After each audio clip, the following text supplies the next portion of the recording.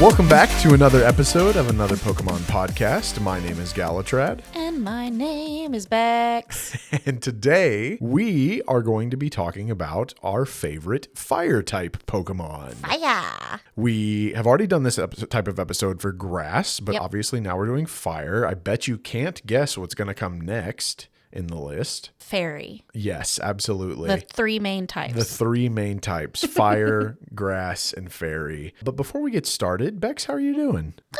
I'm doing well. Yeah? Yeah. We've had a very fun day today. We have. We got some cooking in that or some baking in rather. That's what we don't normally do. We normally do cook dinner together, but Yeah. we baked a cake that I hope will be In our good. micro bake. Yes. Sorry. We baked a cake that is not very pretty, but it seems like it's going to taste very good, so that's good. Yeah, I think it'll taste excellent. I mean, it's a banana cream frosting type of cake with actual bananas and vanilla wafers and homemade whipped cream. That's kind of where we struggled. Everything else looked great though. I think it'll be good. I had fun yesterday with one of my best friends. We did brunch and book shopping, which I did not need to do, but I did anyway. And then I dusted off all the Wii U today to play some Twilight Princess. That was fun. How have you been? I've been good. First weekend to my new job, my new role, and I'm really enjoying it. It's been a lot of fun. Good. I've been playing Dragon Quest. I've been working through the entirety of the series, kind of in preparation for Dragon Quest 12, but I'm not going to be done by the time Dragon Quest 12 comes out because I'm only on 4. Not with that attitude. That's true. And then I've been kind of shiny hunting in Pokemon a little bit. Oh, okay. Just kind of dabbling in it. Back into Scarlet and Violet a little bit? Yeah, just a little bit. What you hunting? Well, the most recent thing that I was hunting was they did like an event on Gimmighoul and on Watchroll, I think. It's been a while. I can't actually remember what I've hunted last. I've just gotten so many of them. I don't want to spoil anything, but there's actually this episode kind of inspired me to go back and maybe shiny hunt something. Oh, okay. Well then. So no spoilers, but yeah, I'm excited to get back into playing Pokemon. I've been wanting to play. I think I'm so excited for the new Legends game to come out. Yeah. And like obviously we have some games before that, like Echoes of Wisdom and that kind of thing, but like Pokemon based. Yes. I don't want to go back and play Scarlet and Violet. I want a new Pokemon game. But I'm like, I have so much still to do in Scarlet and Violet, so I need to go back and play it. Yeah, like I haven't even like gone through and caught the new legendaries. I say legendaries. I'm not sure if they're classified as that, but like the Entei, Raikou, those things. I haven't gone and actually done that yet. Yeah. So I have a lot to do in Scarlet and Violet as well. And then I also was playing Pico Park 2. Which was a new game. You said you had fun. Yeah. Oh yeah. That. Pico Park is if you've got $8 to spend, Pico Park is an excellent fun time. It's worth game. the money. Yeah, and it'll have you all yelling at each other and being crazy and wild. And it is a party game. It's very much a party game. You can't just pick it up and play it. You could, but it wouldn't be nearly as fun. Got it. Yeah. Speaking of party game, we're going to get into a little listener feedback party. Do you want to go ahead and read the first one? Yeah, of course I do. Okay. So over on X, because it was for me. It was for the girls. That's true. Over on X, I got actually kind of a really sweet tweet. Yeah, I guess. Exit from a user called Sean, who goes by Shauna Jessica. Mm-hmm. And it says, at Another Pokemon Pod, I just found your podcast on Audible and finished episode 0, totally hooked. At Rebellity, my favorite Pokemon is Espeon as well, and has to be in my party 100% of the time because you are a person of taste, Shauna. Loved the shout out to Coliseum as well. It's a top tier game and needs to be revived. I would literally cry if someone revived Coliseum. Yeah, it would be, and a lot of people who haven't had the opportunity to play it would finally get to play it. Oh yeah, for sure. Yeah, I would love it if they would do that in Gale of Darkness. I haven't played it all the way through. I've barely gotten far at all. I never beat Coliseum. Yeah. I know how it ends because I've watched like playthroughs of other people playing it. I've seen they speed run it a lot at like GDQ. Oh, really? Yeah. So much like Pokemon Stadium, I found it to be pretty challenging. At least if you're like me and you're trying to save everyone, every single every single Pokemon. Yeah. It's tough to catch them all in that one. For sure. But yeah, thank you, Shauna. We really appreciate the feedback and really loved the shout out for sure. And then over on Instagram, a user, I'm going to butcher this, a user, Liarback, I think 1992. I think maybe Liorback, 1992. We're so sorry if we got that pronunciation wrong. Yes, for sure. Please correct us if we did. It's Liorbac 1992. Mm-hmm. They said, great episode. Shout out from Israel. Such an awesome podcast for Pokemon fans. And he did the gratitude emojis too. The gratitude emojis. Yeah, I'm so sorry if we butchered your name, but it's really cool that we have fans all the way out in Israel. We have global fans. Mm-hmm. That's super exciting to us. We'd love to hear from all the different countries that listen. It's amazing that there are people out there that listen to this podcast. It makes us super happy. It's very strange knowing that there are people in 23 countries so far. Yeah. That have tuned in and listened to us. It's like we're ramble catching about them all. No, I think it's so neat. Like someone is across the world, like listening to us. It's very cool. But thank you so much for your comment over on Instagram. Yes, thank you. Appreciate the feedback. The feedback there. Yeah. And then over on Apple Podcast, we got another 5-star review. We did. This one came from Vanover95. Vanover said, just finished episode 5. I also worked at Hallmark. How cool.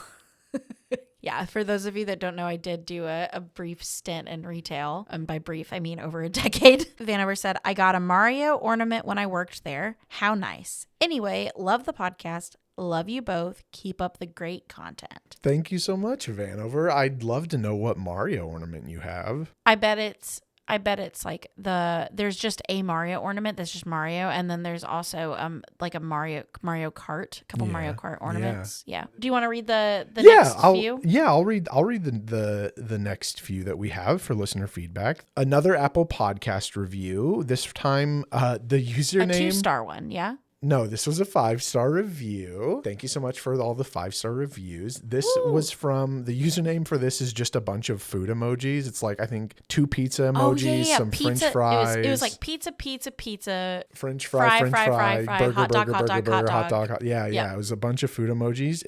The title of the review is Pokemon Yay. And they said, I saw this at the start and just like AZP, let's make the red heart emoji. And they put the red heart emoji and the white heart emoji, our logo. If someone reads this, please say yes or no. Yes. Yes, indeed. P.S. I am a Charizard, orange heart emoji, dragon emoji. So I'm assuming Charizard, your favorite Pokemon. Great Pokemon choice there. Charizard is awesome. And yeah, absolutely. Like we are all for adopting the red and white heart combo, like to represent like a Pokeball. Oh yeah, for super our cute.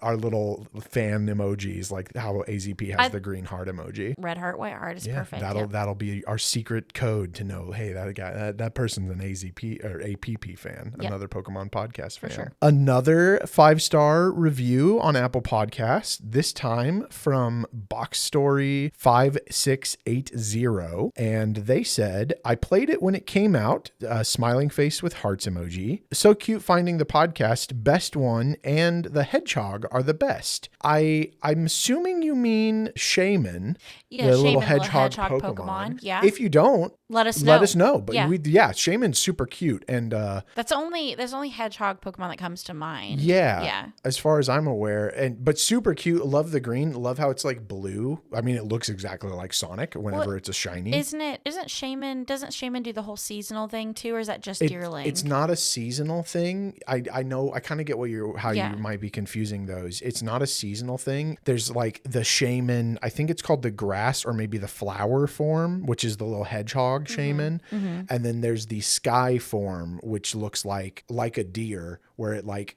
becomes a deer and has like little like winged antlers. Oh, cute. It's very cute. Yeah. Shaman's a great Pokemon. Thank you so much for the 5-star review, Box Story. We really appreciate it. Mm-hmm. And we're glad that you're enjoying this podcast. Yeah. Do you want to read the last listener feedback we've got for this episode, or would you like me to? Oh, sure. I can. A comment that we got on Spotify. It was actually on episode 1 of the season 1, which was our favorite gym leaders episode. And the user, another Hylian Pokenerd, Pokemonard, which I love. That's perfect. That's great. Definitely the right audience for sure. Another Hylian Pokenerd said, very good. Flannery was cool, but Larry beat a goat. Larry do beat a goat. I personally don't feel like Larry is better than Flannery, but Larry is beloved. I mean, well, not everyone, but there's a lot of people that really love Larry. Larry picked off big time. He was an instant favorite for a lot of people. For sure. But thank you so much for the comment over on Spotify. And we know we've been getting a lot of comments on Spotify. Like we said earlier, just a little bit ago, is we love the feedback is flowing in, and we love it so much, guys. Thank you so much. We do promise we will get to everything on the episodes as soon as we can. We're just working through them as we can with each episode. So please keep submitting feedback. Please keep leaving 5-star reviews on Apple Podcasts and the other of the platforms that you currently get your podcast from. Yeah. And if you don't want to leave anything there, feel free to reach out to us on socials at Another PKMN Pod. Or if you want to directly message us, like some of our listener feedback comments did do. Yeah. You can message us directly at Galutrad for you and Rebellity for me on most platforms. We love hearing that. We love especially when y'all tag us as part of the Another PKMN Pod, like the listener feedback that we got this time. I am not stressing enough when we stop what we're doing. Yeah. Like when we got the comment on X, I literally went, I called you. I was like, I stopped what I was doing. I think I was in the middle of doing something. And I was like, Galutrad, I got listener feedback. We did. Specific. We did, but I got called out. I was very pleased to get it. So our hearts are warmed. And speaking of warm, that's great. That's even better. Oh my God. Terrible. No, that's fantastic. I love that. This is going to continue for the rest of the there's so many great fire puns. Too many fire puns. No, but speaking of warm, hot fire, let's dive in. So just like last time, I'm gonna interrupt a little bit here to share some fun information about fire type Pokemon if you're ready for that. No, okay, go ahead. So same as grass, obviously fire is one of the 3 basic elemental types: grass, water, fire. And fairy. And fairy, apparently, as well. Fire types are notoriously rare in the early stages of the game, so choosing the fire variation starter is often a good idea if you are into fire starters like I am. We were talking about this while we were writing this episode, and I have only ever picked not the fire starter. That was a weird way to say that, but I've picked the fire starter 7 out of 9 times, and you've picked fire 4 times at least, right? About half, yeah. So I counted it because we were talking, we got into a deep conversation about starters and middle evolutions and all kinds of stuff. And I have picked grass 4 times, I've picked fire 4 times, and water for some reason is what I have picked the least. Even though you love water types. I do, and I would be like, if I was let's pretend like Espeon doesn't exist for a second. Just looking at like the types and like the vibe, I think a water type trainer. Yeah, I think if I had to limit myself in that way versus like being like Ash and having multiples, that's what I think I would be. So it's shocking, but I have been more drawn to the starters. Of those types. Yeah. Fire is strong against grass, ice, bug, and steel, and it is weak when attacking to fire, obviously, water, obviously, rock, and dragon. It's strong defensively against fire, grass, ice, bug, steel, and fairy. So there's that fairy type again. Okay.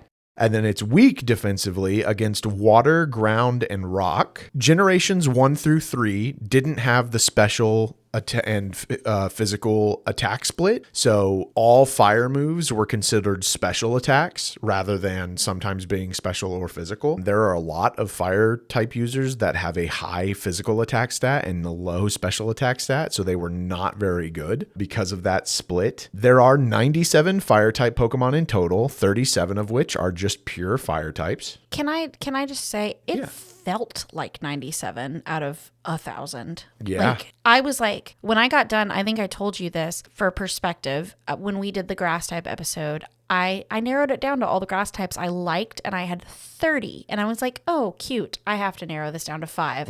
I'm going to have 20 honorable mentions. And I basically did. I basically had like 12 honorable mentions. I narrowed it down quite a bit. Yeah. For fire, my list was like 12. Yeah. Of just ones I felt like needed to be in the running. That was not that hard to narrow down. It's just interesting. That's all. Is just the difference between the two. It is interesting. Notably, Sinnoh is the poster child for this problem, because I believe there are only up until platinum version, I think in Diamond and Pearl, I'm pretty sure it's just your fire choices are Chimchar and its line and Ponyta and Rapidash. Isn't black and white pretty bad too? Like, can't you just have your fire starter or your fire monkey? I'm not 100% sure, but that does seem like it's probably pretty similar. Right. Yeah, I just know that Sinnoh's like the poster child for the bad fire types options. I feel like Sun and Moon opened it back up quite a bit. So. I think once we got into, I don't feel like Kanto had that many though either. Well, but maybe I'm wrong because there's only 150. Yeah, there's only 150 in Kanto region. So yeah, 37 of them are singular fire types, making the remaining 60 dual fire types, and then there are 49 fire type moves. So they have a pretty limited move pool. And some of them are not great. No, like when they are great, they're great, but it's kind of like, I guess electric is probably like this, where if they're powerful, the accuracy is not very good. Is that right? Is that correct? That's usually pretty. I think most moves are if they're like really, really strong, but there are a lot of fire type moves that rely on either low accuracy or on hurting yourself. Or I just remember like when I was playing Pokemon as a kid, I would teach like Ninetales or Arcanine Fire Spin. Yeah. And I'd be like, oh my gosh, Fire Spin, that sounds great. And then we'd use it. And it was like, okay, it does burn you. Like you could get burned and it's like it chip traps damage. You. Yeah. But it's like minimal, even type advantage. And I'm like, oh, this is not great. But then you get like Fire Blast or something, and I feel like it's better. Yeah. Speaking of burn, fire types. So I mentioned this in the grass episode that like grass types are immune to spore type moves. Fire types they cannot be burned. Obviously, that makes a lot of sense. Which burn, when you do get burned, that cuts your attack stat in half, just flat in half. So a really great move to hit your opponents with. Fire type attacks increase by 50% during harsh sunlight, so moves like Sunny Day, which means, of course, they also decrease by 50% during rainy conditions, so move like Rain Dance. And then, funnily enough, it's interesting that you had kind of brought up electric, because so fire types also have a move called Burn Up, which causes the user to lose their fire type, making them a typeless Pokemon if they are pure fire. I know this is weird, right? So it's a very small list, but it's a kind of a interestingly prestigious list of Pokemon. So Growlithe, Arcanine, Cyndaquil, Quilava, Typhlosion, and Tepig are part of the rare group of Pokemon that can straight up become typeless Pokemon. They have no type at all. Normal? They're just typeless. No type at all. Oh, weird. When a Pokemon is typeless, it deals regular damage to every other type, and it receives regular damage from every other type. So those are the only just not dual typing. Not dual typing. Oh, that that's can use interesting. Burn Up. Okay. Because the list of fire Pokemon that can use Burn Up is also a pretty small list as well. Now, there are a couple caveats to that. Ho-Oh and Moltres can use Burn Up, but they're flying as well. However, technically, when a flying type Pokemon uses the move Roost, they lose their flying type. So if you have a Ho-Oh or a Moltres that burns up and gets rid of its fire type and then uses Roost, it loses its flying type and then it becomes typeless. So as someone who felt like part of your info was Greek, because I don't know competitive Pokemon, sure, and probably won't ever really get it just because that's not something that I'm compelled to.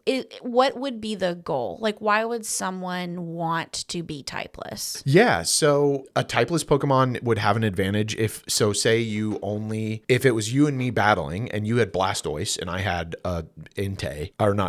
one of the ones that can use Burn Up. Obviously, Blastoise is going to deal double damage to fire type Pokemon because it's water. Just be normal so damage. I'd just be normal damage. And then, but Yeah, so I would put myself in a better defensive position. But if you turn around and you used Fire Blast after becoming typeless on Blastoise, you do not regain you just stay typeless. Okay. Yeah, you do not regain burn up. No. Oh. Would it still be not effective hitting Blastoise with a fire move if you're not a fire type Pokemon Well, anymore? the move itself is still a fire type. Right. So it would still do. Okay. Yeah. So it's a good defensive move, but it's not necessarily a good offensive move. Yes. Okay. Yeah. Okay. I'm picking up. And then Electric, the only other Pokemon that can achieve this typeless stat is Pawmot from Scarlet and Violet. Its signature move is called Double Shock, which makes it typeless. It gets rid of its electric type, and then that's all it is. At least Pawmot, the evolved evolution, I think is electric fighting, I believe. Yeah, it gets a fighting in there. Yeah. So then it can't anymore, but Pawmot can become typeless. Hey, Pokemon trainers, a quick editor's note here. Pawmot is the electric fighting, and it actually cannot become typeless. It will always be electric fighting, and so therefore it will become just a fighting type Pokemon.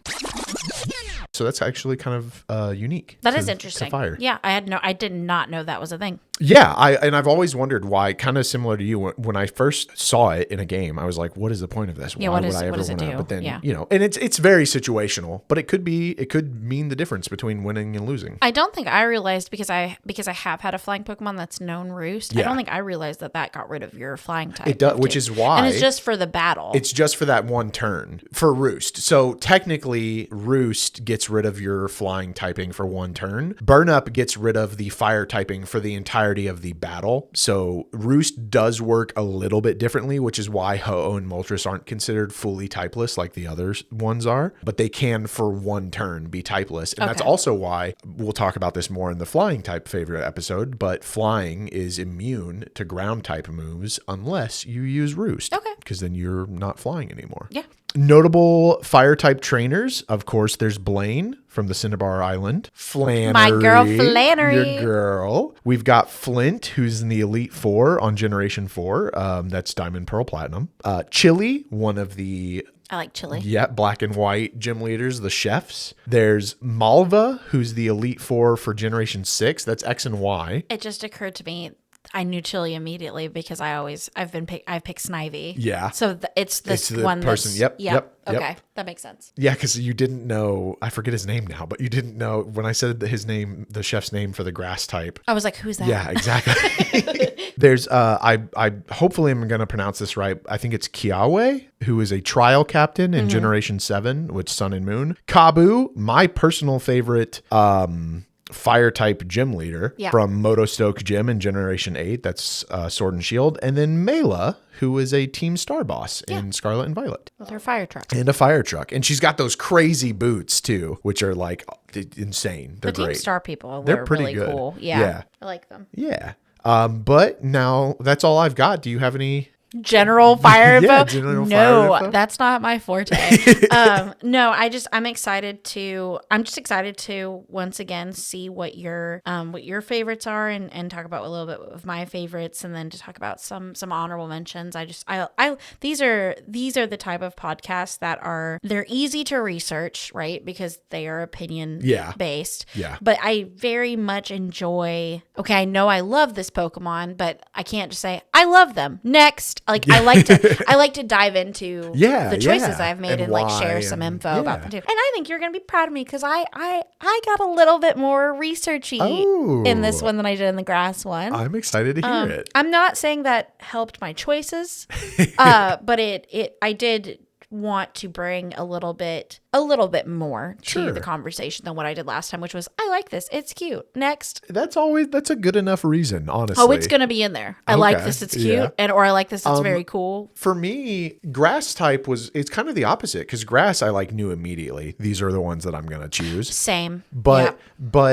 fire, I was like, oh, I don't know. I feel like maybe if you asked me on a different week, a couple of I might change some of my answers. Yeah. But I'm very positive about my number one. Okay. And then I know there's one of them that's in there, maybe even two of them that probably will always be in the top like 5. Yeah. But I don't know if their positioning is exactly where I would always keep it. I think I hyped up a Pokemon, but when I was making my list, I said, this is not my number one. Yeah. It's not. And it's not going to be. Yeah. My number one is where my heart is. Okay. So I kind of the same thing. I knew a couple of them for sure. And then I looked through every fire type Pokemon that ever existed, which wasn't that many. No. But it was still a list. And I was like, yeah, okay. Grab a couple of those. So yeah. I'm excited. Very excited. So what's your... Oh, you want me to go first? Yeah. Why don't you go first? Well, okay.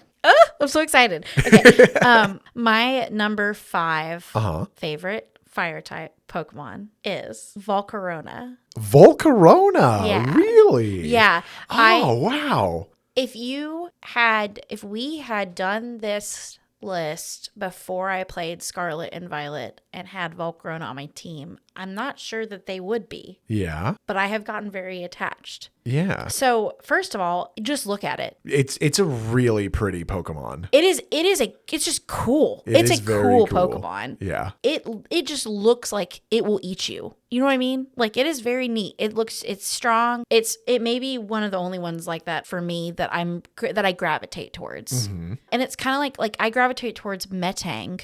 Makes no sense for me. Yeah. But I like that. There's some Pokemon like that I like having on my team. Almost like you kind of want to have like a tank, type Pokemon on your team. Or like I'm doing a D&D playthrough, but it's Pokemon. Yeah. No, it's very cool. Some of the things that I pulled together for this were something that I feel like is very challenging for a lot of people. It doesn't evolve until level 59. Yeah. That was tough. It's not that it's not a good Pokemon until it evolves, but it is not as good as when it evolves. I think it's worth the wait. So like when you have Larvesta, you literally have to have Larvesta on your team until it gets level 59. Yeah. And I know there's much easier ways now to level Pokemon up than there were before. And I have done that in a pinch, but I really just like to organically just do what I've always done and just train and grind. That's tough when you're trying to get a Pokemon to level 59 to evolve. Yeah, it's also incredibly backwards for bug type Pokemon. Totally. Their whole shtick is that they evolve real fast, Think are about strong Caterpie, early game, and Wurmple. then Yeah, totally. And then they're basically irrelevant. They're done. As far as like power goes for your team. But yeah, Volcarona evolving or Larvesta evolving that late is impressive. Yeah. And having the desire to level it up to get to that. I also said I want to recognize, I think that Iron Moth specifically, I don't really like the ancient. Yeah, it's kind of weird. It like becomes a caterpillar almost type goes of thing. Kind of back into it. Yeah. Which makes sense for ancient, I guess. I think Iron Moth looks really cool, but I prefer Volcarona. I prefer like the normal version. I've always been drawn to moths and butterflies too. I just wanted to say that. I think that that's part of the reason why I was like drawn to it. Because how cool is that? Like you always think moth to a flame. It is the flame. Yeah. This is the one. This is the spoiler that I was talking about earlier. I really want to shiny hunt it. I found out the shiny version has golden wings. Yeah. It literally looks like together they look like autumn leaves. It's so pretty. So I think I might. You should have to go shiny hunt a Larvesta. Yeah. And then my little fact for you that I think you'll appreciate. According to the Pokedex, it's considered the embodiment of the sun, and it's actually a danger to others, not because of its heat that it puts off, because it robs the surrounding air of oxygen.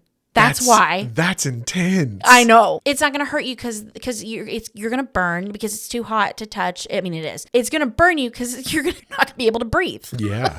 Yeah. Or it's gonna hurt you because you're not gonna be able to breathe around it. Isn't that crazy? That is nuts. Imagine how. So I could not have had that on my team in real life. Yeah. Imagine how different Pokemon would be if the Pokemon like power level was dictated by their Pokedex entries. Oh yeah, for sure. The best Pokemon would be such a different list. It would be and it even talked about I don't know why I didn't put it on here, but it even talked about like ancient ancient people feared Volcarona. Yeah. They were afraid of it. There's one of my favorite instances of Volcarona is in the new Pokemon Snap. Mm-hmm. It's one of the boss Pokemon at some point. Okay. I haven't gotten to that yet. Oh, I'm sorry. No, it's okay. Okay. We're going to play through it, like I said, anyway. It's really pretty to watch or to like see in that sure. game, though. But then also something interesting, and I didn't mention this in my run-up of fire Pokemon, but Volcarona, along with Talonflame, and I think there might be another one, but I can't remember, have a unique ability called Flame Body. Okay. Which I don't remember what it does in battle. That's not important. Doesn't it make you burn? Doesn't it, when you touch it, it might be contact, it makes you burn. What's more important is that if you are hatching eggs in Pokemon and you have a Pokemon with Flame Body on your team, specifically on the first, it makes the eggs hatch faster. I was going to ask that. That's cool. Yeah. That's good to know. I wonder if because I've had Volcarona on my team so much and I've been doing breeding and stuff, I wonder if it like has been doing it. I just didn't notice. Yeah, definitely. I prefer Volcarona over Talonflame for that use. I'm just saying for that use. Yeah. Like I like Volcarona for Flame Body versus Talonflame for Flame Body. But yeah, that's I would not solid 5, right? Yeah, solid 5. It goes downhill from here. It should go uphill. It is going to go uphill for me in a basic way. What's your number 5? What's your least favorite, most favorite? Yeah, so my number 5 fire type Pokemon is, and this is recently due to what I've been watching, but it's actually Fuecoco. Fuecoco. Yeah. There you go, Shelby, if you're listening.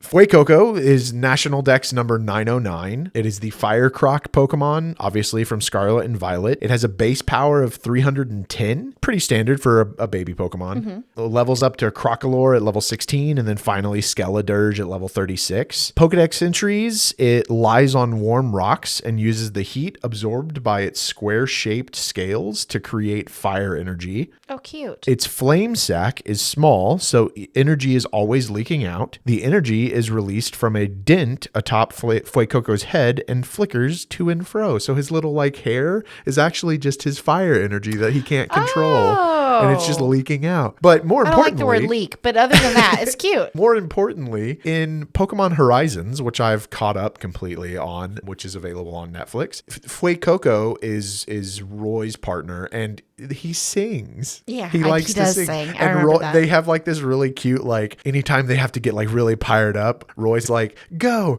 Fuecoco. And it's a silly song, right? But he's just so happy and is like dancing around. I've really come to love Fuecoco because of that, because he's just such a goof. He loves to eat, falls asleep all the time. Yeah. Fuecoco. If you could restart Scarlet and Violet, would you pick Fuecoco? I would. We talked about this a lot. So other than Gen 4, where chat chose for me, they chose Turtwig. I've always picked fire type Pokemon. I picked Quaxley because I love Quaxley as far as like his like look and stuff, his style. Cute. Yeah. I do not care for his evolutions at all. Which is what sparked we like dove into every final evolution of every starter Pokemon just to kind of look at them all. Yeah. And the cursed middle. I like Skeledirge. I don't like Crocolore a whole lot. He's but most of the middle stages are awkward. Or bad, yeah. I really like Skeledirge a lot, and so I wish my exact words to you were the next Pokemon game, if I don't choose the fire starter, remind me that if I choose a different starter because of its cute basic form, I need to not risk it and just let it stay at that form, because I really regretted letting Quaxley evolve. Well, you could always, with the way that it's opened up to trading, like because of the internet, and the Switch capabilities, you could always get a Fuecoco and just kick Quaxley's final to the curb, just use it as a Pokedex entry, move on. Yeah. But yeah, no, I think that's a solid choice. Thank you. Yeah. It makes sense for you. I don't know. I feel like everyone did. Maybe it was just me. 100% thought that the square on his chest was a cheese square. It just makes me think of a Kraft Singles mac and cheese. No, you're alone. I guess, tweet us or whatever and let us know if you also thought it was a cheese square. I personally did not never think thought of that. It looked like a cheese square. And I love cheese. So you would think. Very much looks like a Kraft Singles cheese square. But yeah, so what's your number 4? My number 4 is also very cool. And then I guess it goes downhill a little bit, because I told you I played around with the order because I was like really thinking about what does my heart say? Yeah. And it was apparently not this. But it was the hype is still strong, even though it is not a new Pokemon anymore. But when I saw it, you'll understand why. Because it was like with the other forms that were there, I was like, okay, this is cool. Then I saw this and I was like, that's cool. My number 4 choice is Alolan Marowak. Oh, yeah. Yeah. Alolan Marowak is sick. Very cool. I love ghosty vibes. Yes, you do. And I really like Ghost with fire typing. Yeah, it's a solid connection. Keep that in mind. Truly, I felt like because when they released Sun and Moon, they put out a ton of content prior. Yes. Like hyping up. It's the first time we've ever done different types of Pokemon for the region. Yeah. And we've got all these Alolan versions of all these Pokemon. And like some of them were solid, some of them were good, some of them were complete clunkers. And I was just like, shout out to the Geodude line. Shout out to the Geodude line. Shout out to the Diglett line. Diglett line is also very funny. Shout out to the Giraffe Executor. Yeah. I will say though, I love that Golem gets like a rail cannon on his back. I appreciate the ice forms. Yeah. And unlike you, I love Alolan Raichu, and I love Alolan Marowak, and that is it. Yeah. I don't really care for any of the others. But I've always really liked Marowak anyway. I credit it truly to the Lavender Town story. Like the first time I ever cried. Ever. The first time I ever cried playing a video game was playing Let's Go Pikachu. Really? In Lavender Town. Huh. Never cried before during a video game. Never been moved. Opened the waterworks. Oh, it must have, because now I cry all the time over video games. Yeah. I don't know if I just wasn't playing the right video games. Maybe. But that was the first time I've cried over a video game that I can think of anyway. And I've always been attached to it, but this just amplified it. This made it not only is vengeful, it now vengeful with fire. Yeah. And ghostiness. Yeah. And then just for you, I looked up the little Pokedexiness about it. So it says this is kind of terrifying a little bit, but I really like it. Pokedex says that the bones it possesses belong to its mother. Yeah. And now it's carrying her vengeance and burdens. Oh. So it's almost like it added fuel to the fire. Yeah. Get it? Yeah. Fuel to the fire. Yeah. It was already more of a vengeance focused Pokemon. And now it really is. And it can kick some major butt now. Isn't the fire green on it as well? Yeah. And I didn't know if I liked shiny or not in the things. The shiny is okay. I don't really care for it, but it is if you said would you choose Marowak or would you choose Alolan Marowak, I would choose Alolan Marowak. Yeah. I'm a sucker for non-red fire. That's true. Like the Mega Evolution Charizard, the black and blue one. Yeah. Not that white one. No, the like pterodactyl one. No, yeah, just any time in a video game or just in general in any type of media. Blue flames, green flames, purple flames. Yeah, I'm a sucker for non-red fire. I like it too. So that's a great pick. Another one that I 100% would not have thought for you. The aesthetic of it really fits. Yeah. Into my like wheelhouse of things I enjoy. Like I like all the creepy Pokemon. I like the Phantoms and the Gengars and the even the cute creepies like the. What's a Punkaboo? Gothitelle. Punkaboo, yeah. All of those. I like all of those like little witchy vibey Pokemon. So I think it's cute. I like it. It's cute. It's very cool. That is very cool. Well, no, it's very hot. All right. What's your number 4? Yeah, my number 4 is one of the ones that I think is probably always going to be somewhere in my top 5. Okay. It's a little basic of me. Oh, you coming to my side? Yeah. So my number 4 is Ninetales. Cute. Yeah. I love Ninetales. I do too. Yeah. National number 38. The Fox Pokemon, obviously, from Red, Blue, and Yellow, one of the original 151, has a base power of 505. Evolved from Vulpix with a Firestone. Ninetales has always been one of those that is just like, I honestly think it probably no. So a little backstory about me. My family goes back where we have a last name of Fox. And so I've always, I think because of that, I've always been fascinated by foxes in general. They're very cool. I think more so Majora's Mask, and maybe a little bit Ocarina of Time, but it wasn't nearly as important in Ocarina of Time, but the Kitsune Mask mask made me like just really love, not as much as otters, but I still like, I really appreciate and love foxes, especially like mystical foxes like a kitsune, which is very much exactly what Ninetales is. Top 5 normal world animals. Go. Yeah. Otter, fox. So yeah, she's very elegant, very pristine. Yes. She is the floof. Looks like she's out of like a Studio Ghibli movie. There's specifically, I'm thinking of Princess Mononoke and like the spirit in the forest, the spirit of the forest. And I could easily see like travelers coming up on a Ninetales and like stopping out of panic. And it just kind of looks at them and like judges them and then walks away gracefully. Or like kind of like Kirara in Inuyasha. Oh, yeah. And same exact kind of concept too. Yeah, and oh my god, and the Ninetales shiny, all silvery. Oh, it's so gorgeous. It is pretty. Some Pokedex entries about Ninetales. Very smart and very vengeful. Grabbing one of its many tails could result in a 1,000-year curse. Legends has it that Ninetales came into being when 9 wizards possessing sacred powers merged into one. So another weird entry about like, yeah, there's a couple entries that it's a human that became a Pokemon. Kadabra, I think, mentions like a kid with mystical energy just woke up one day and was a Kadabra. It's giving like Skull Kid. A little bit. I mean? Yeah. The Pokemon is so intelligent that it can understand human speech, and its coat is of this. I really love this entry. This is from Legends Arceus. The coat of gleaming golden fur is quite magnificent. This species is said to store sacred power in its 9 long tails and live for a millennium. Okay. Yeah. I love that. I love that. Very cute. Yeah, just super, super elegant. Big fan of Ninetales. But yeah, so that's my number 4. Ninetales is great. I feel like of the 2 lines, I don't think this is going to be a Victory Bell Oddish situation like it was last time. Of the 2 lines, I feel like Ninetales and Vulpix I prefer over Growlithe and Arcanine. And I don't dislike either one. I did not really care for Victory Bell last time.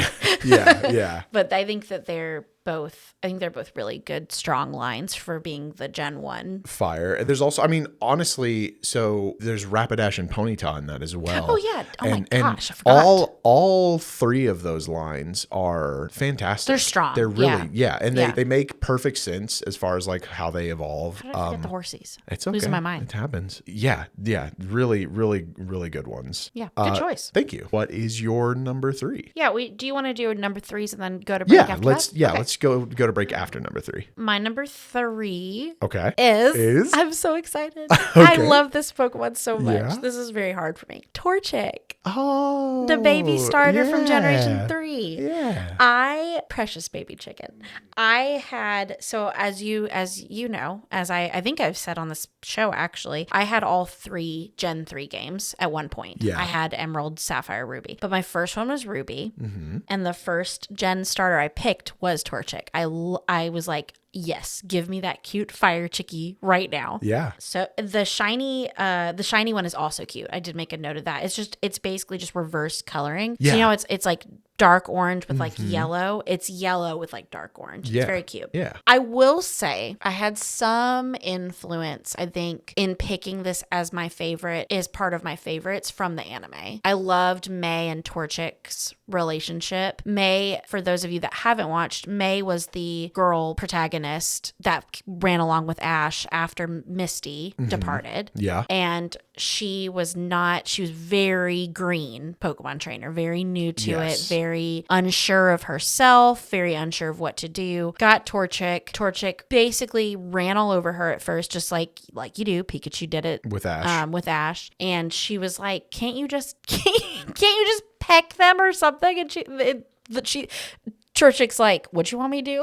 Like, what are we doing? But I liked their relationship, and I was like, May's one of my favorites, one of my favorite anime characters in Pokemon anyway. So I really liked that. And what a great payoff towards the end. Oh, yeah. Blaziken is a powerhouse. Arguably the best. I think there you can make an argument for Marshtomp, or I'm sorry, Swampert. Yeah. But Blaziken is so good. I do really enjoy all 3 starters, which is why I ended up picking the other 2. Like I literally matched it up. Like Sapphire had Mudkip, Emerald I had Trico. Yeah. I really like all 3, but there's no denying that Blaziken is just and for those of you that are upset like I am that every fire starter has become a fire fighting type and stands on its 2 legs and blah, blah, blah. Blaziken was the first one to do it, okay? Like, I know Quilava's stands up. Yeah. Or what's the Typhlosion stands up. Like, and Charizard's already standing. Like, I know that. But like the fighting specifically. Yeah, fighting the fire fighting. has been done too many times. Pokemon, if you're listening, stop doing it. But Blaziken was the OG. You can't be mad at him. No, yeah. He was there first, you know? But I love Blaziken. And then my little fun fact for you. Yeah. I started it with, can I pet that dog? Can you pet the dog in Pokemon? Can you pet the Pokemon in Pokemon? Because Torchic has a warm sac in its belly and it continuously burns, which causes Torchic to feel warm when it's hugged. Oh, that's so which cute. Is the best. It's literally, I want to hug the nugget. You want to hug the nugget. It's so cute. But yeah, I know that was basic, but she's so cute. She's very cute. Cheep.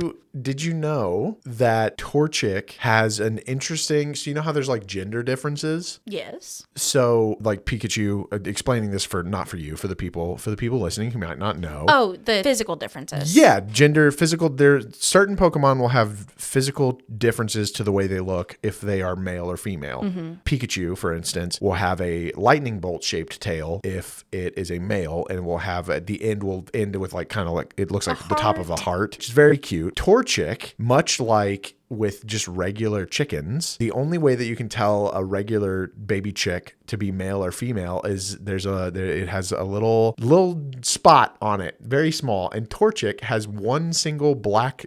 I don't know if this is still true in the 3D games, but in the 2D games, if it was a male Torchic, it would have a single little black pixel on its bottom to represent that it's a male. Well, now I need to find my Ruby version and see if it has it. Yeah. Because I did not know that. Yeah. That's very cool. Yeah, and I had a boy Torchic. It's in reference to the fact that that's how you tell a chicken apart. Yeah. It's one of those things that like there's no reason for it. It's a single pixel. Yeah. It does not really make a difference, but it's a fun little fact about chickens they're like, yeah, let's do this. That's awesome. Yeah, it's super cool. Thanks. What is your middle ground? Number 3. So it may be my middle ground, but it has nothing to do with the ground. It is the fire flying legendary Ho-Oh. Ho-Oh? Ho-Oh. Oh, Lord. You went, I was like, I like little chickens. And you were like, I like big chickens. I like big chickens. Yeah. Famously chose Ho-Oh because Lugia has hands. Go listen to episode 0 if you haven't heard that little fun fact. Or check out our TikTok. We have a great fan-made video of that bit from episode 0. But yeah, Ho-Oh, National Dex number 250. It's fire flying, the rainbow Pokemon. Originally introduced technically in games in Gold, Silver, and Crystal, but in the anime, I'm pretty sure I'd have to double check on dates, but I'm pretty sure it was shown off in the anime. It's not in the theme song. It is in the first episode. Yeah, it's in the very first episode of Pokemon. Ash sees Ho-Oh flying over and reports it back to Professor Oak. And I think they think it's an Articuno, or like they play it off like it's an Articuno. It's very clearly Ho-Oh though.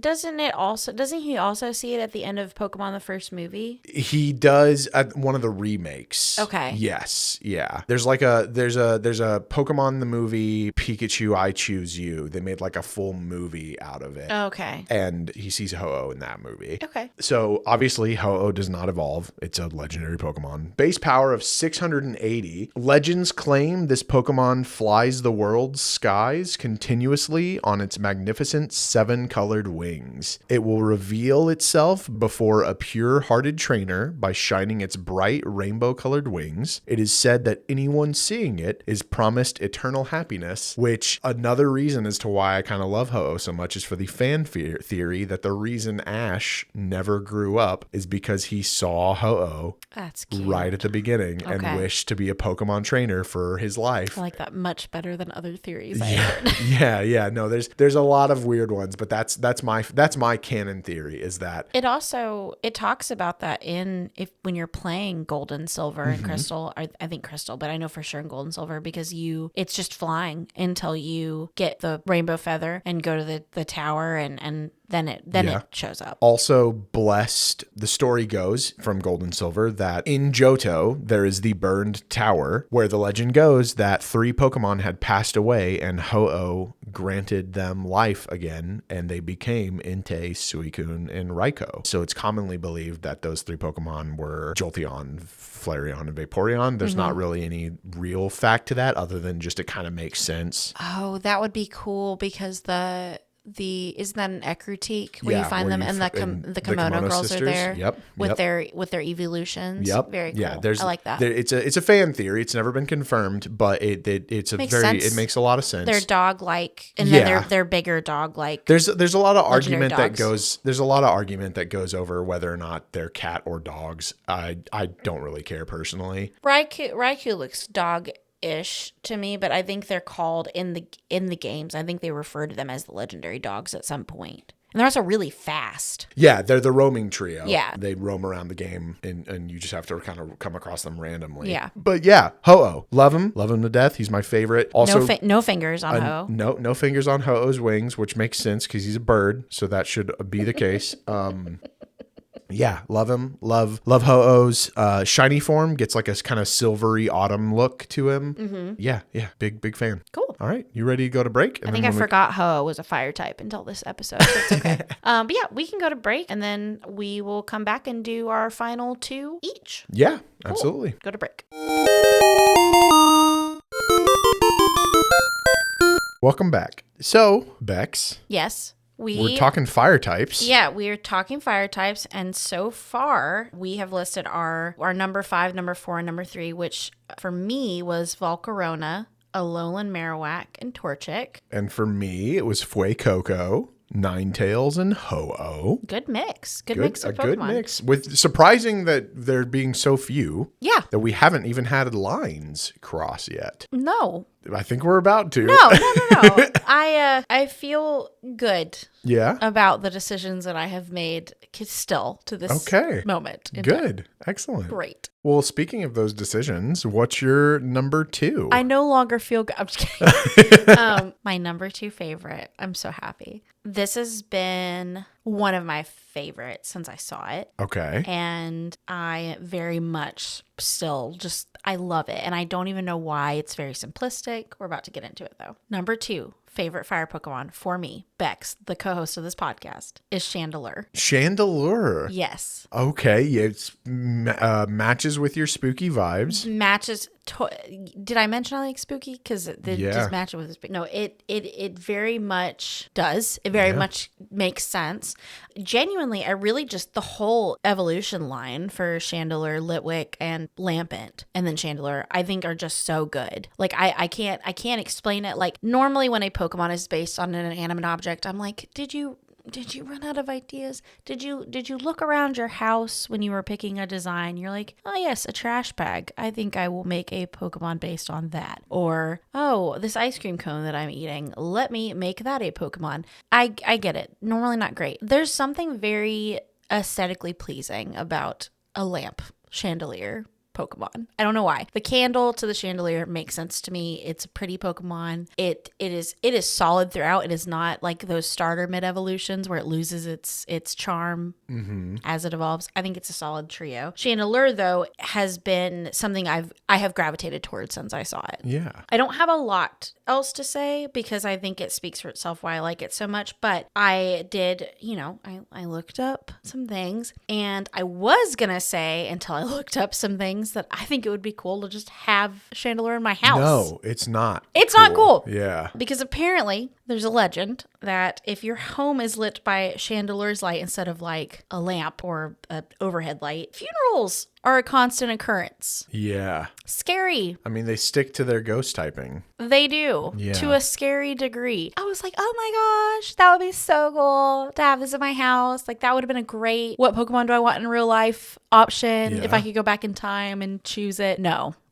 Not a good option. The right choice. No. If I want light, I will have Volcarona stay 800 feet away from me so I can still breathe and let its sun shining brightness guide my way. Yeah. Chandelure, you will stay much further away. If we were in the house, you're in your Pokeball. That's how that works. Yeah. Yeah. That was my number 2 pick. I love that. It's a great name because it lures people to Litwick and Lampent and Chandelure. Yeah. Just chef's kiss. The vibes are good. Whole thing. The vibes are good. Yep. That's awesome. Thanks. What is your almost favorite? My almost favorite, but not quite. My number 2 is Raboot, who is the middle evolution for Scorbunny. I thought you were going to say Quilava. No, yeah. I really, really like Raboot. So Raboot is national number 814. It is a pure fire type Pokemon. It's the rabbit Pokemon, which I'm pretty sure, actually Scorbunny might be the bunny Pokemon now that I think about it. That would make a lot more sense. Yeah, cute bunny and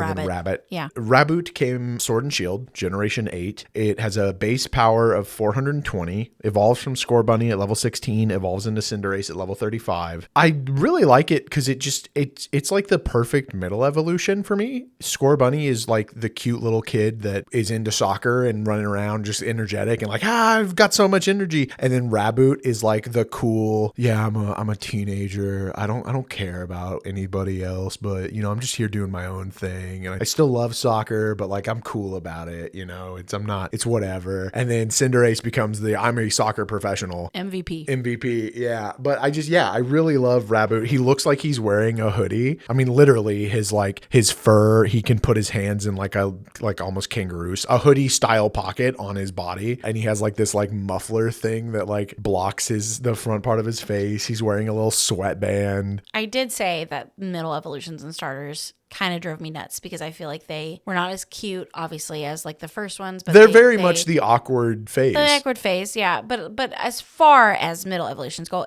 Raboot is cute. He is. It's very cute. Yeah, and there's others, Bayleaf, of course. But Raboot I kind of questioned whether or not I wanted to evolve him into Cinderace, but I really like Cinderace as well. Raboot is really, really cool to me. Some Pokedex entries for Raboot. Its thick and fluffy fur protects it from the cold and enables it to use hotter fire moves. Okay. It kicks berries right off the branches of trees and then juggles them with its feet, practicing its footwork. That's cute. Yeah. I like that. I don't know. I think he's really neat. He's like I said, he's like the cool teen soccer rabbit. Yeah. That is like, I'm too cool for you. That's cute. Okay. Yeah. All right. That brings us to our number 1s. Oh, I'm so scared.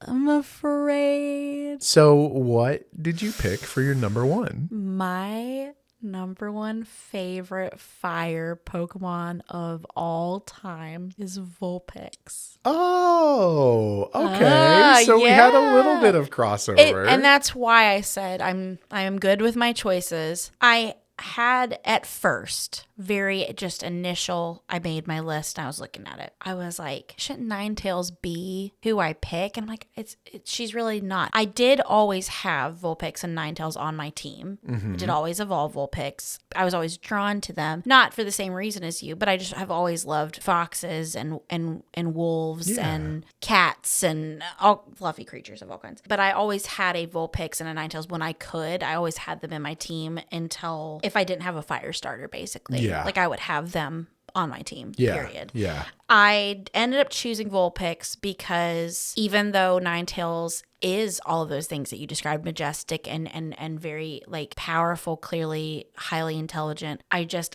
just more, I think I am more drawn to the smaller, more baby version of it. Much like with Torchic, I was actually pretty influenced by the anime for this choice as well as like a kid, like forming my love of this Pokemon. So in the anime, the Vulpix that becomes Brock's Vulpix was originally owned by a trainer named Susie. And Brock looked up to Susie. They formed like a connection through an episode. And Susie realized, because Vulpix, I don't want to say stuck up, but Vulpix was very particular about the people that it would share its time with. And Vulpix really loved Brock and loved Brock's homemade food. I can see it like eating the little food that Brock makes for Pokemon. Yeah. Pellet things. And it was super cute. But yeah, Susie was like, oh, I think Vulpix would be better traveling with you than being here with me. And it was a very sweet episode, and it just really warmed my heart seeing Vulpix like bond with Brock and the food. And so I've always like, a little kid imagination. Like I'm like, I think having a Vulpix would be really cool. Like having that bond with just that one Pokemon, and they don't really care about other. It's like having a cat. Yeah. They don't really care about other people, but you. There's a loyalty there that's very strong for Vulpix and Ninetales both whenever they've attached to someone. So that's part of why I have always liked Vulpix was the anime, but just having her on my team always. And then this is what I kind of talked about earlier. I'm not really a huge fan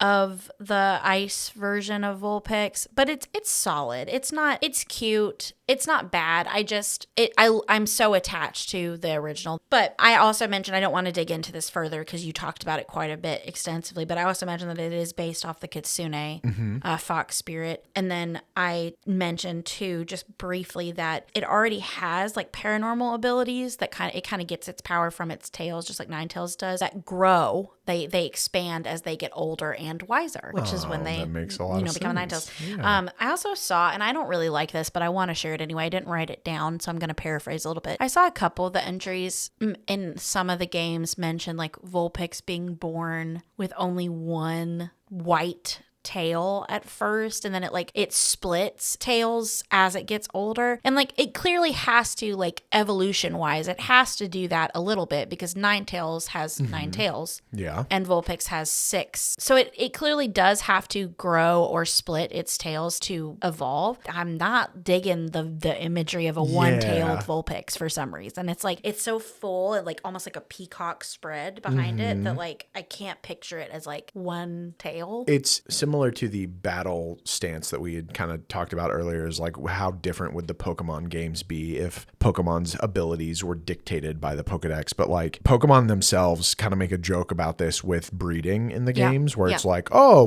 how does this Pokemon egg get here? We have no idea. What happened? It just appeared. It'd be weird to think about like a Pokemon being born like any other animal and like that, like starting off different. If there was like a little tinier Vulpix pup with a little tail, like how they gave a lot of the Pokemon, like Magmar got Magby and Electabuzz like a third, third. I guess that's true.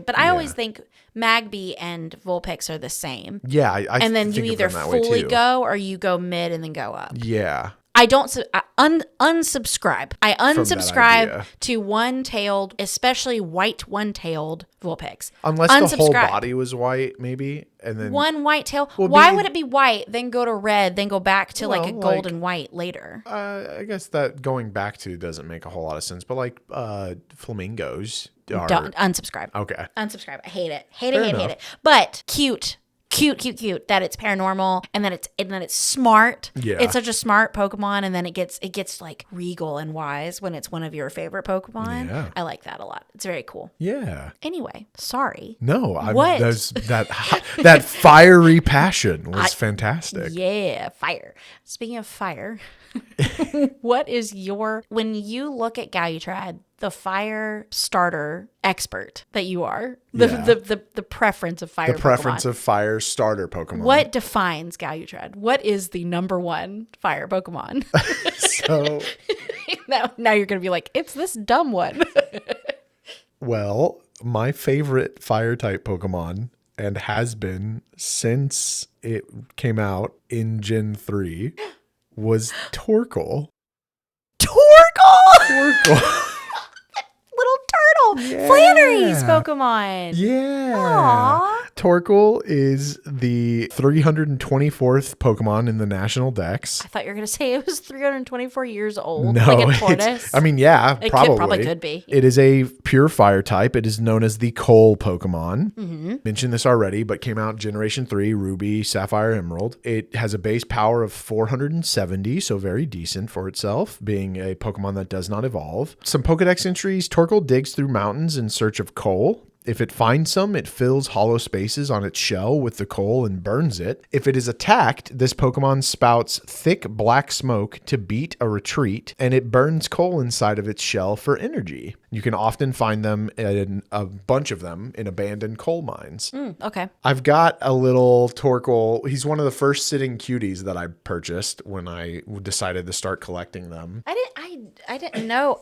Even that did not tell me that you loved. Well, I mean, I don't have a Sunflora up there, and Sunflora is my favorite grass type Pokemon. Are you may I ask, are you drawn to like turtles? Like turtle Pokemon? I really like the idea of like the world turtle. We talked about this in a previous episode. When with mentioning, not for that reason, really truly just because you know what? I never noticed that though. But truthfully, the reason that I like Torterra is because of my bond, like I'd mentioned in the favorite grass type episodes, my bond that I have with it, with my community for Galutrad. Yeah. Torkoal, I don't know. I like really goofy guys a lot. Sunflora, Torkoal, especially Torkoal, again, similar to Vulpix for you, partially because of the anime. Mm-hmm. Because in the anime, when Torkoal gets all like steamed up, it sounds like a choo-choo train. Oh, cute. It's like, woo! It's like it sounds like a choo-choo train in the anime blowing steam. It's got a great moveset as far as like competitive goes, but I don't know. He's just a little dude. He's just a cute little turtle guy. I will say and I can only think of three for some reason, but of like the Slugma and the Numel and Torkoal is much cooler. Yeah. And Numel's fine. Well, and I Slugma's like Camerupt. Slugma and Magcargo. Yeah. They're okay. They're right. cool. Well, they're hot, but yeah, I don't know. I like Torkoal a lot. He's a cute little dude. And his eyes are always drawn where they're like squinty. Yeah. As a competitive Pokemon, he's a pretty good one. He's a pretty good choice. Yeah.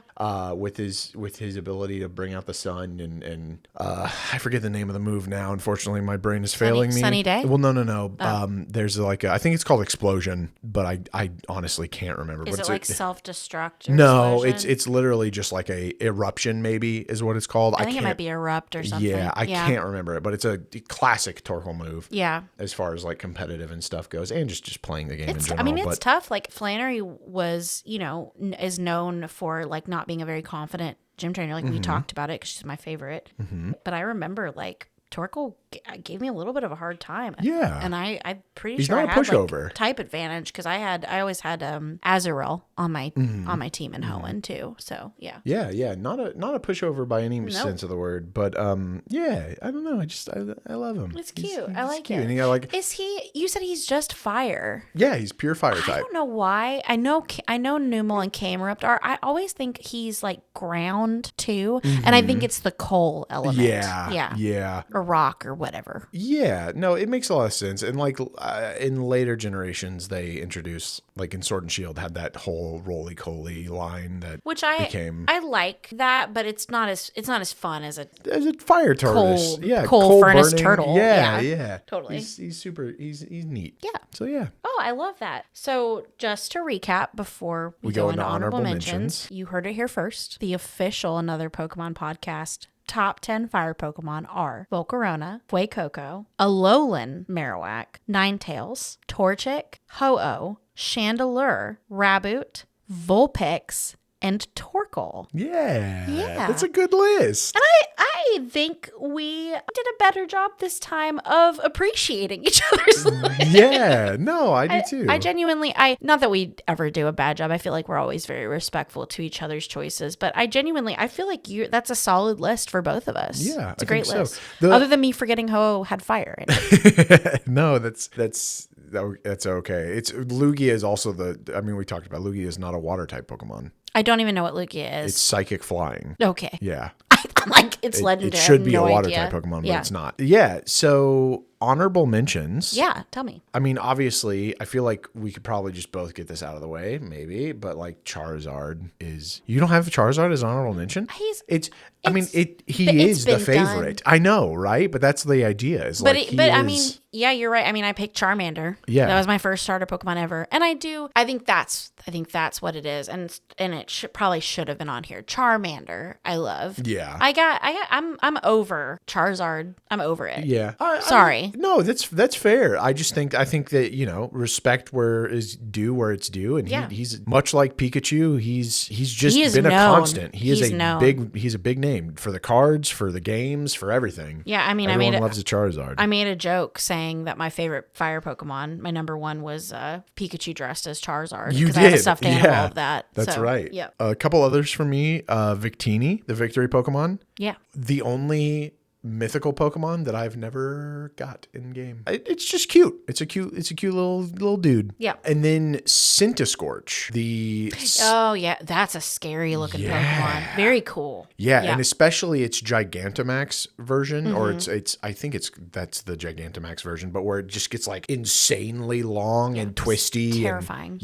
But it's just a little dude in reality. It's just a little guy. That looks scary, and and I love that he has a mustache. That was scary, and the skyscraper Pokemon looks terrifying. Gigantamax, very scary. But yeah, those are my like quick honorable mentions. Yeah. Well, I know this will shock you, but one of my honorable mentions was Ninetales. We don't have to talk about why. It's pretty and I loved it, and it was hard for me it at first, but then I was like, I don't know why I made that hard for me. I love Vulpix. That's the end. Yeah. I also quick shout out to Ponyta and Rapidash line, even though I forgot them when I was talking earlier, but just because I do think Ponyta's adorable, and Rapidash is just so majestic and pretty. Yeah.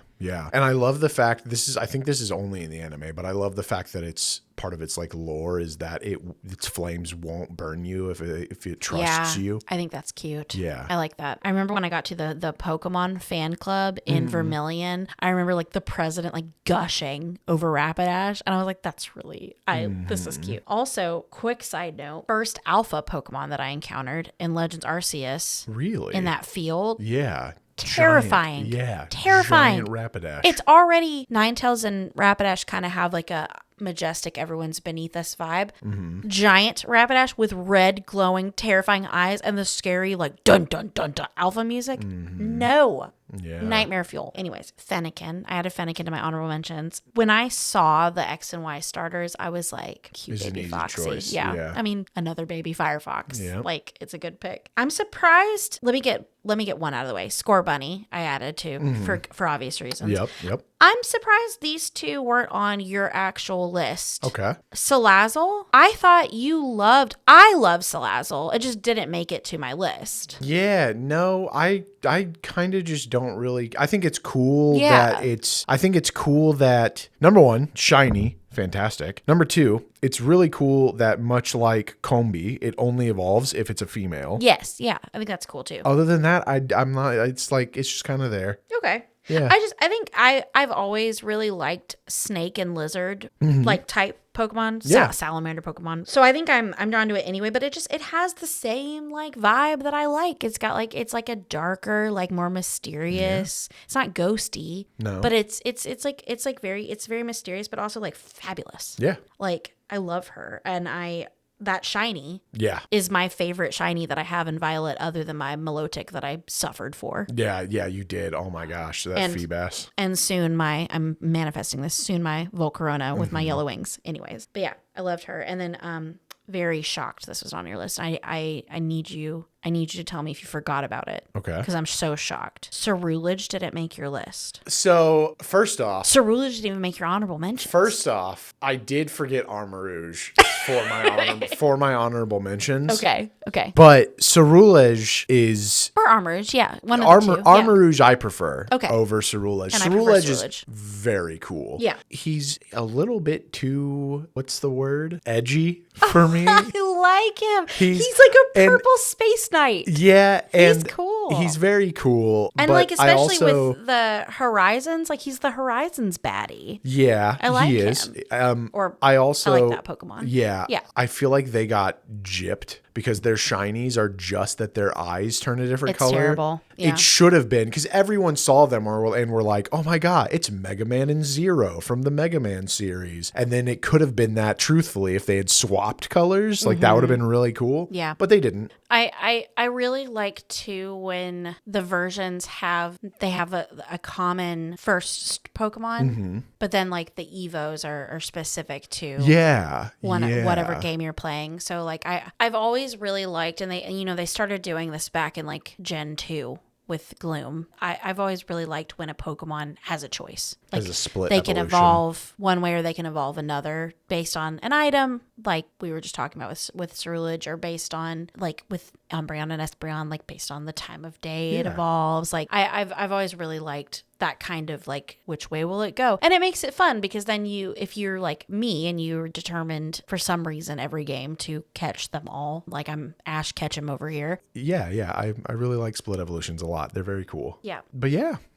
That's our top. Great list. Yeah. Yeah. Great. Top 10. Great honorable mentions. I'm really surprised that we only had a crossover in that we included the entirety of the Vulpix Ninetales line, but it wasn't, we each picked a different one. If you think about us and what we enjoy outside of Pokemon, it makes sense that we're both drawn to that line. Mm-hmm. It also makes sense why we picked different ones. Because like as soon as you mentioned Studio Ghibli, I was like, oh, he's thinking of Princess Mononoke. Immediately, I was like, that's why he's drawn to it. And mine, of course, I'm drawn to the cute little foxy baby. Like, it's just, that's what I'm drawn to anyway. Absolutely. So, no, I really enjoyed this, as always. Looking forward to the inevitable fairy type talk. Yeah, so next up will be water type Pokemon. Yeah, fine. But then we'll start branching off into the more unique into types. The 12 fairies. Yes. So yeah, if y'all want to leave us a comment or tell us about your favorite fire type Pokemon, or maybe hate mail as to why we didn't pick your favorite fire type Pokemon or why our picks are wrong, you can reach out to us at Another PKMN Pod on our social medias, which include X, Instagram, Blue Sky, TikTok, or you can leave us a comment on this episode or leave us a review for this episode at an Apple Podcast 5-star review. We'd really appreciate that. And especially if you left a written comment, feel free to leave one per episode. Leave comments about what you liked about the episode or any feedback that you have. We'd love to hear it. Bex, if they wanted to reach out and send you hate mail specifically. Yeah, I'd like to take a moment to apologize for lightly hating on Charizard. I do like Charizard. I'm tired of Pikachu, I'm tired of Charizard. I'm getting a little tired of Eevee, but we're not going to talk about that yet. But yeah, if you want to criticize me, you can find me at Rebellity, which is my username on almost everything except for Instagram. Unfortunately, I'm more present on Instagram and X than I am anything else. But my Instagram handle is I_am_Rebellity. So pretty easy to find me. Yeah, and I think if you search Rebellity, both your old account that for whatever reason you can't get access to anymore and your new account. Yeah. I think they both show up. You can find both. I won't answer the old one though. So if you do find both, I am Rebellity is the one that I'm at for now. Instagram. Awesome. And what about you? Where can they find you? Yeah, specifically. You can find me everywhere on the internet at Galutrad. That's Galutrad. I've been streaming. Yeah, you're a Twitch streamer. Yeah, mostly stream on Twitch. I am trying to branch out into other content. We won't go down that rabbit hole right now, but stream on Twitch. I do this thing with a friend of mine, Lunetta Dawn. We do Tonberry Tuesdays, which we play Final Fantasy 14 on Tuesdays, 8 p.m. Central Time to 11 p.m. Central Time. And then I'm usually playing some Nintendo game otherwise. Yep. Pokemon when it's new. When it's new, Pokemon will be featured for quite a while. Yeah, check me out there and subscribe and show your love for Another Pokemon Podcast. We really love doing this. And I cannot say this enough. You'll hear it probably every episode, but we love the community that we're building up and we love y'all. And literally makes, I mean, Bex was saying earlier, it literally makes us stop our day. I get giddy. Yeah. We get really excited when we hear from y'all about anything. Giggle. Even just simple comments of like, this is my favorite Pokemon. Like I'm like, yes, thank you. I love your Pokemon. Like that's so good. So. Especially if your Pokemon is my Pokemon. That's true. Especially if your favorite Pokemon is also Espeon. I get so excited that Galutrad had to point out to me that our listener feedback, the favorite Pokemon was Espeon. Yeah. Which is my favorite. Like, I was just like, I didn't even notice we had the same favorite. I was just so excited to hear from another human being. Yeah. No, we giggle, we get giddy, we kick our feet like Raboot juggling berries. Yep. It's a good time over here. Y'all make our day. You do. And no feedback is bad feedback. So truly, if you disagree with us, we want to hear that too. Yeah. We love opinion. Hate us, love us. We want to hear you. Absolutely. That's right. Well, thank you. Thank you so much for being here. Yeah. Yeah. And sharing in our love for fire type Pokemon. That's and right. why we have the best list around. We'll see you in 2 weeks for the next episode. Okay. All right. Bye. Get out of here. Leave.